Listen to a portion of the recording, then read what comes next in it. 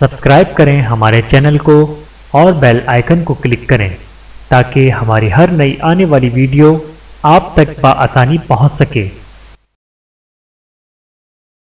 بسم اللہ الرحمن الرحیم۔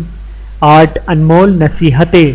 حضرت عمر فاروق رضی اللہ تعالیٰ عنہ فرماتے ہیں، نمبر 1، جو شخص دوسروں کے عیب تلاش کرنے چھوڑ دیتا ہے اسے اپنے عیوب کے اصلاح کی فکر پیدا ہو جاتی ہے۔ نمبر 2، جو شخص فضول کلام کو چھوڑ دیتا ہے اس کو حکمت عطا کی جاتی ہے۔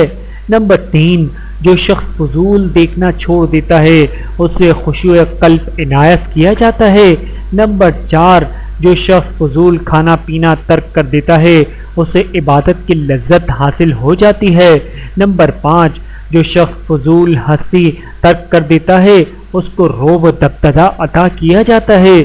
نمبر 6، جو شخص مذاق بیجا دل لگی ترک کر دیتا ہے اس کے دل میں ایمان کا نور ظاہر ہوتا ہے۔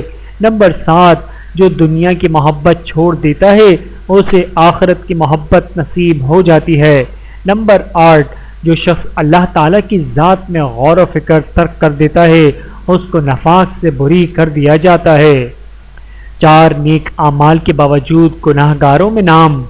حضرت ابو نصرہ رحمۃ اللہ فرماتے ہیں کہ 4 نیک عمل ایسے ہیں کہ جو شخص ان پر عمل پیرا ہو اور پھر نیکی کمانے کی توفیق نہ پائے تو ان اعمال کو بھی اللہ تعالیٰ قبول نہیں فرماتا۔